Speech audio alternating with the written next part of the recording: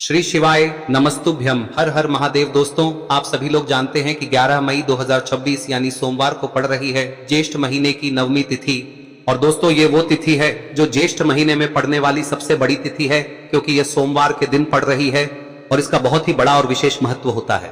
पूज्य गुरु जी ने कहा है, अगर कभी भी मौका लग जाए और ज्येष्ठ महीने की नवमी तिथि सोमवार को पड़ जाए तो आप लोगों को 11 चावल के दाने वाला उपाय तो अवश्य ही करना चाहिए। और इन दोनों का संयोग बहुत ही कम आता है। और दोस्तों, पूज्य गुरुजी ने अपनी शिव महापुराण की कथा में बताया है, इस दिन आपको 11 चावल दाने वाला उपाय तो अवश्य ही करना चाहिए, क्योंकि ऐसा दिन पूरे साल में सिर्फ एक ही बार आता है। और दोस्तों, आप सभी लोग जानते हो कि सोमवार का अगर सबसे बड़ा कोई उपाय है तो वो 11 चावल के दाने वाला उपाय है। तो दोस्तों, इस सोमवार के दिन आप लोगों को इस 11 चावल दाने वाले उपाय को जरूर करना है। बहुत सारे लोग होंगे जिन लोगों ने इस उपाय को न किया हो, मतलब पूरा साल निकल गया और उन्होंने किसी भी दिन इस 11 चावल के दाने वाले उपाय को न किया हो। पर दोस्तों, आपके पास एक आखिरी मौका बचा हुआ है जो कि 11 मई के दिन है। तो इस दिन आप लोगों को इस वाले उपाय को जरूर कर लेना है। भले ही आपने पूरे साल भर इस उपाय को ना किया हो, पर अगर आपने इस ज्येष्ठ महीने में पड़ने वाली नवमी तिथि के दिन अगर इस वाले उपाय को कर लिया तो आपको इस उपाय को करने का वो फल मिलेगा जिसकी आपने कभी कल्पना भी नहीं करी होगी। इसीलिए आप लोग इस वाले उपाय को एक बार जरूर कर लेना, ताकि आप लोगों के हाथ से यह मौका ना जा सके और आपको इस उपाय को करने का फल मिल सके। दोस्तों, यह उपाय पंडित जी ने अपनी अभी की ही शिव महापुराण की कथा में बताया है, जिस उपाय को आज हम आपको बहुत अच्छे से समझाने वाले हैं। इस वीडियो को देखने के बाद इस उपाय को समझने के लिए आपको कोई और वीडियो को देखने की जरूरत नहीं पड़ेगी। तो चलिए दोस्तों, उपाय को शुरू करते हैं। देखिए, यह इस ज्येष्ठ महीने के सोमवार के दिन यह इतना खास होता है, इतना महत्वपूर्ण होता है। देखा गया है कभी कभी बड़े बड़े पूजा पाठ अनुष्ठान से जो मनोकामना पूर्ण नहीं होते, वो इस ज्येष्ठ महीने के नवमी के दिन एक छोटे से उपाय करने से ही आपकी मनोकामना पूर्ण हो जाती है। और बहुत सारे लोगों ने इस उपाय को किया भी है और उनको इस उपाय को करने का फल भी जरूर मिला है। अगर आप लोग भी इस उपाय को सोमवार नवमी तिथि के दिन करना चाहते हैं तो आप इस उपाय को पहले अच्छे से समझ लेना, सुन लेना, उसके बाद करना। आपको इस उपाय का फल जरूर मिलेगा। और इस उपाय को कर लेने से आपके घर में चाहे किसी भी प्रकार की दुख और समस्या क्यों ना चल रही हो, आपको उसका कारण भी नहीं पता है कि भाई ये समस्या किस कारण से चल रही है, उसका कुछ भी कारण हो सकता है, जैसे पितृ दोष हो सकता है या किसी भी तरह का मंगल दोष भी हो सकता है। तो इस दिन आप लोगों को यह वाला उपाय कर लेना है। यह एक ऐसा उपाय है जिस उपाय को अगर किसी विशेष दिन पर किया जाए तो भाई उस विशेष दिन का जो है वह तो हमें मिलता ही मिलता है। पर हमने उस दिन पर इस उपाय को किया है तो हमें उससे भी बड़ा फल मिलता है, और फल बहुत जल्दी मिलता है, क्योंकि आप इस उपाय को बहुत ही बड़े और विशेष दिन पर कर रहे हो। तो चलिए अब उपाय के बारे में बात करते हैं, लेकिन उससे पहले आप लोगों को यह जानना आवश्यक है कि आखिर यह उपाय किस समय करना है, किसको करना है और कैसे करना है। तो चलिए हम आगे आपको वीडियो में एक एक करके बता देते हैं। लेकिन उससे पहले अगर आप लोग हमारे चैनल पर नए हैं तो हमारे चैनल को सब्सक्राइब कर लेना और इस वीडियो को लाइक करके कमेंट बॉक्स में श्री शिवाय नमस्तुभ्यम ओम नमः शिवाय जरूर टाइप कर देना। और अपने फायदे के लिए, गरीबी दूर करने के लिए इस वीडियो को पूरा देखकर जाना, तभी आपको लाभ की प्राप्ति होगी। यदि आज आपने वीडियो को बीच बीच में से देखा, काट काट कर देखा, तो आपको जीवन में कभी सफलता हासिल भी नहीं होगी। तो दोस्तों, इस 11 चावल के दाने वाले उपाय को हमें इस सोमवार के दिन कैसे करना है, किसको करना है, किस समय करना है और कहां पर करना है, ये सारे सवालों के जवाब आपको इस वीडियो में मिल जाएंगे। और जो ये वीडियो देखेगा भाई, उसको 11 चावल के दाने वाला उपाय जरूर करना चाहिए, क्योंकि इस दिन एक चावल के दाने का भी बहुत ही बड़ा और विशेष महत्व होता है। और जब बात आ जाए 11 चावल के दाने की तो ये सोने पे सुहागा वाली बात हो जाती है, और ये एक बहुत ही बड़ा उपाय हो जाता है इस सोमवार नवमी तिथि का। तो अब दोस्तों, इस 11 चावल के दाने वाले उपाय को आखिर करना किसको है, सबसे पहले हम लोग वो बात जान लेते हैं। तो देखो, घर की जो बड़ी माताएं बहनें होती हैं, उन माताओं बहनों में से कोई भी एक बड़ी माता बहन इस वाले उपाय को कर सकती है। और दोस्तों, अगर आप चाहें तो अपने घर में से सभी सदस्यों को भी इसको करवा सकते हैं। अगर किसी व्यक्ति की खुद की कोई मनोकामना है, खुद की कोई दुख और परेशानी है जो कि वो अपने लिए ही करना चाहता है, इस वाले उपाय को तो वह खुद अपने लिए भी कर सकता है।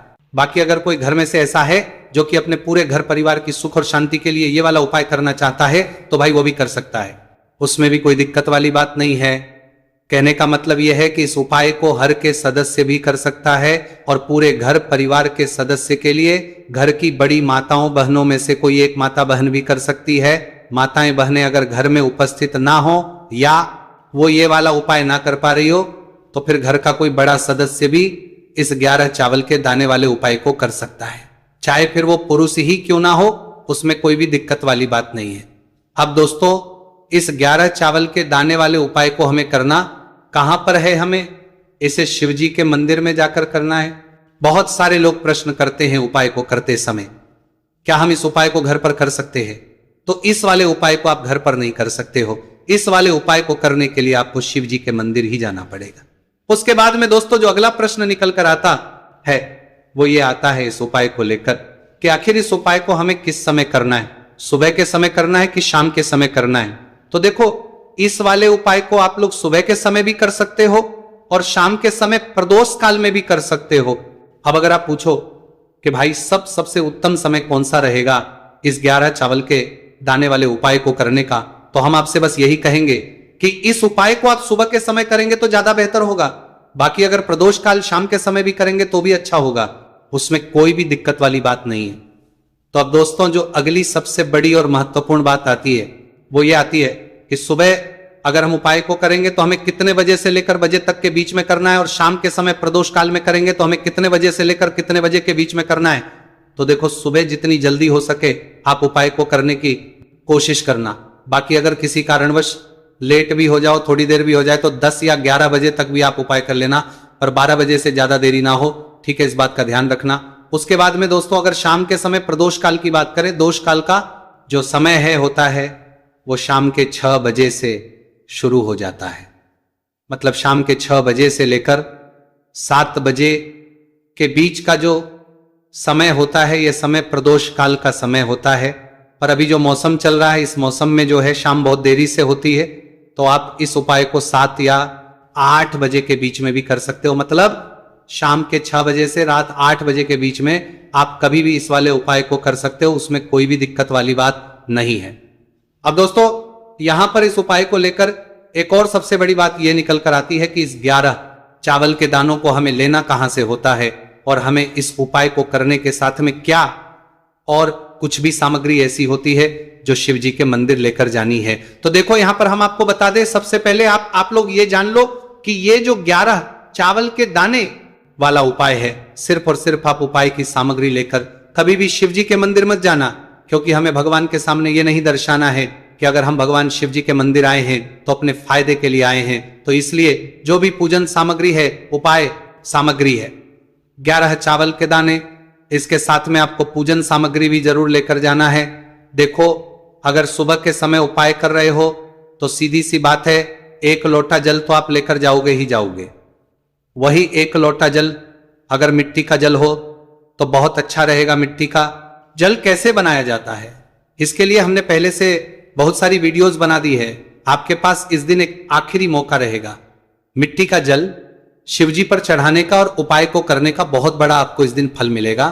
तो इसलिए इस दिन हो सके तो भाई मिट्टी का जल चढ़ाना, तो अपने साथ में कम से कम 1 लोटा जल तो आपको लेकर जाना ही जाना है। अगर मिट्टी का जल नहीं है तो घर का जल भी आप इस्तेमाल कर सकते हो। इसके अलावा जो भी पूजन सामग्री है, देखो 11 चावल के दाने ये अलग आपके रहेंगे और जो आपकी पूजन सामग्री रहेगी वो अलग रहेगी। पूजन सामग्री में आप जो भी चीज लेकर जाना चाहे वो लेकर जा सकते हैं, उसमें कोई भी दिक्कत वाली बात नहीं है। वही अगर हम बात करें शाम के समय की, तो शाम के समय शिवजी पर जल नहीं चढ़ता है, इसीलिए शाम के समय आप लोग एक दीपक तैयार कर ले जो कि गोलबत्ती का, आटे का, शुद्ध देसी गाय का घी का होगा है। इस बात का आप लोगों को ध्यान रखना है और इस दीपक को आपको घर से जलाकर नहीं लेकर जाना है, भगवान शिव जी के मंदिर में जाकर ही जलाना है। इस बात का भी आप लोगों को ध्यान रखना है।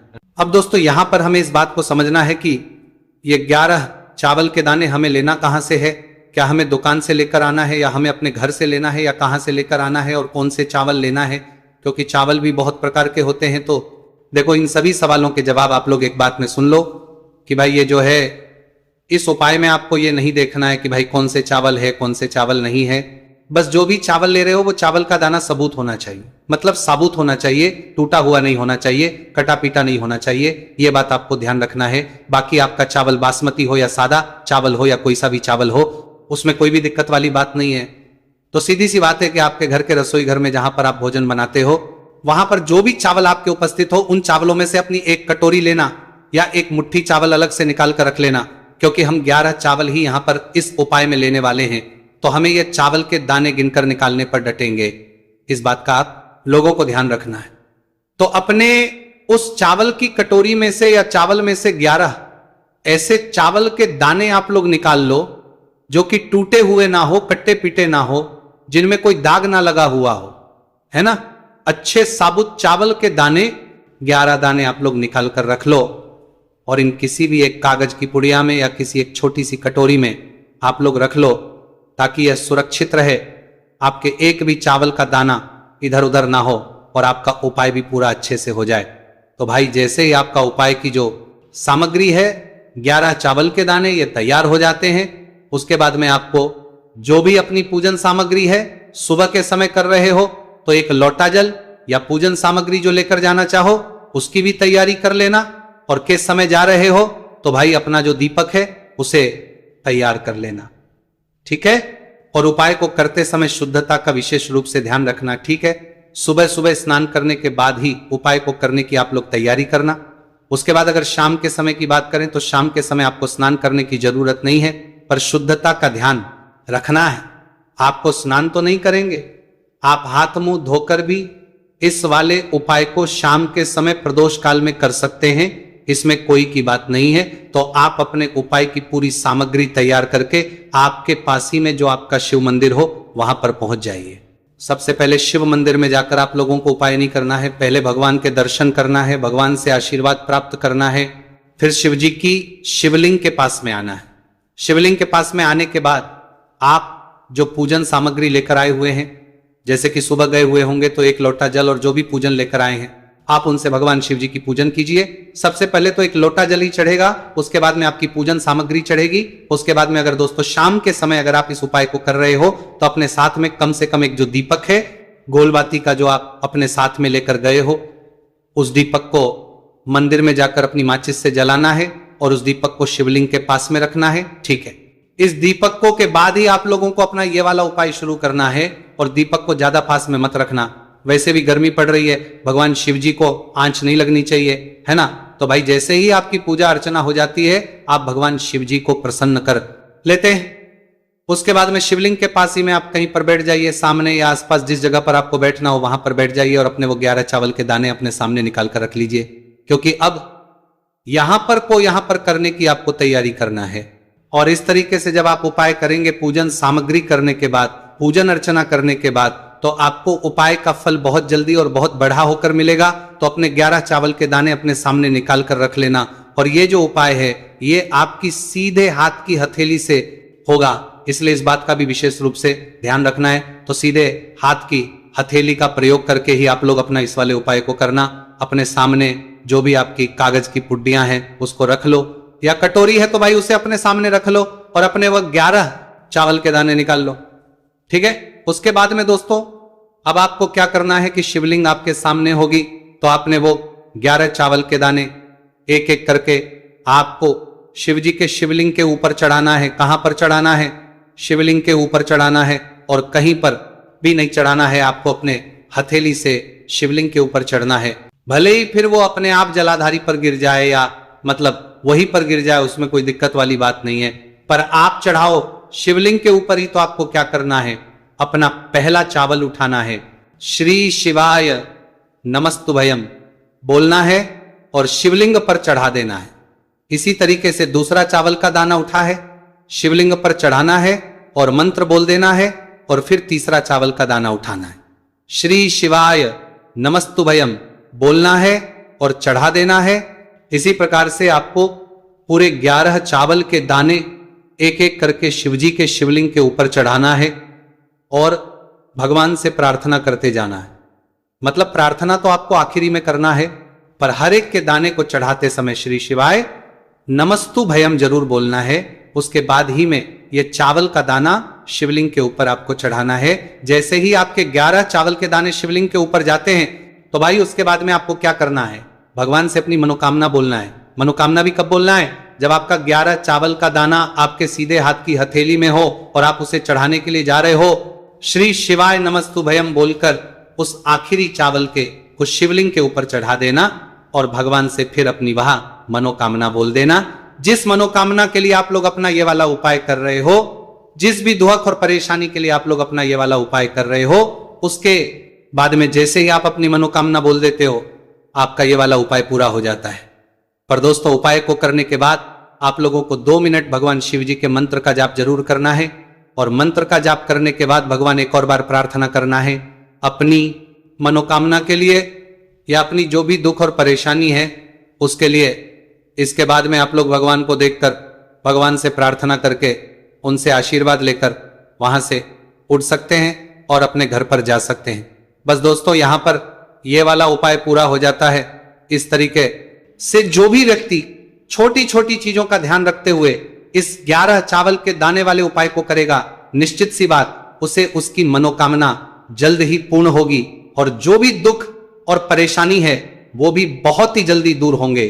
और दोस्तों, अगर आपको हमारी ये वीडियो पसंद आई हो तो हमारे इस वीडियो को लाइक और चैनल को सब्सक्राइब जरूर करें। हर हर महादेव, ओम नमः शिवाय। मार्गशीर्ष मास के दिनों में विशेषकर भगवान शिव और माता पार्वती और विष्णु भगवान का पूजन किया जाता है।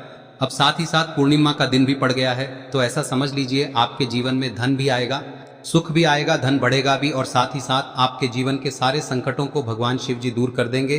तो चलिए सबसे पहले बात कर लेते हैं सबसे पहले उपाय की, जो कि गुरुवार वाले दिन आपको विशेषकर करना है। और इस उपाय को करने से आपकी कोई भी ऐसी इच्छा, कोई भी विश जो अभी तक अधूरी है, पूरी नहीं हो रही है, तो आपकी बड़ी से बड़ी विश और मनोकामना भी पूरी हो जाती है जब आप गुरुवार पूर्णिमा वाले दिन इस पहले उपाय को कर लेते हैं। तो देखिए, आप सभी जानते हैं कि श्री हरि विष्णु जो है उन्हें तुलसी दल सबसे प्रिय है। बिना तुलसी माता के श्री हरि विष्णु अधूरे हैं और बिना तुलसी पत्तों के श्री हरि विष्णु का भोग अधूरा है। अब श्री हरि विष्णु को प्रसन्न करके आप अपनी किसी भी मनोकामना को पूरा कर सकते हैं, क्योंकि श्री हरि विष्णु प्रसन्न हो गए तो आपकी कोई भी विश और इच्छा मनोकामना अधूरी नहीं रहेंगी। तो आपको तुलसी के 5 पत्ते लेने हैं। अब ये 5 तुलसी के पत्ते जो आपने लिए हैं, ये 5 तुलसी के पत्ते आपको श्री हरि विष्णु को अर्पित करने हैं। अपने घर के मंदिर में ही ठीक है, ऐसा आपको करना है। आपके घर में श्री हरि विष्णु की कोई मूर्ति है, प्रतिमा है, वहां पर यह 5 तुलसी के पत्ते आप रखें और साथ ही साथ एक देसी घी का दीपक गोल बाती का आपको लगाना है। और ओम नमो भगवते वासुदेवाय नमः इस मंत्र का आपको 11 बार जप करना है। देखो मंत्र कौन सा है, ओम नमो भगवते वासुदेवाय नमः, और फिर श्री हरि विष्णु से अपनी विश, अपनी इच्छा, अपनी मनोकामना कह देना। और फिर देखना आपकी विश और इच्छा, जो भी आपकी मनोकामना है, जो भी अपने जीवन में आपको चाहिए। अगर निर्धनता बहुत है, आप अपने घर से गरीबी को दूर करना चाहते हैं, या फिर धन आपका बढ़ता नहीं है, आप चाहते हैं कि आपका धन बढ़े, या फिर आपके घर में फिजूल खर्ची बहुत होती है, पैसा आपके पास नहीं रुकता है, आप चाहते हैं कि पैसा आपके पास रुके, या फिर घर में कोई व्यक्ति ऐसा है जो बहुत बीमार रहता है, या फिर किसी का विवाह नहीं हो पा रहा है, तो जो भी आपकी इच्छा है, जो भी आपके विश है, बस एक बार श्री हरि विष्णु से कह दे। दिन है, साथ ही 7 साल का सबसे बड़ा दिन है। यह दिन इतना उत्तम है कि जो आप श्री हरि विष्णु से मांग लेंगे, जो उनसे कह देंगे, वह आपकी विश, आपकी मनोकामना को बहुत जल्दी पूरा कर देंगे। तो यह पहला उपाय है। चलिए बात करते हैं दूसरे उपाय की। देखो, यदि आपके जीवन में आर्थिक संकट बहुत अधिक हो रहे हैं, धन की समस्या लगातार जीवन में बनी हुई है, एक एक रुपयों को प्राप्त करने के लिए आपको बहुत अधिक मेहनत कर रहे हैं, तो आज रात्रि में सोने से पहले आपको हो यह चमत्कारी दीपक का उपाय अवश्य करना है। या फिर यदि आपका जो व्यापार है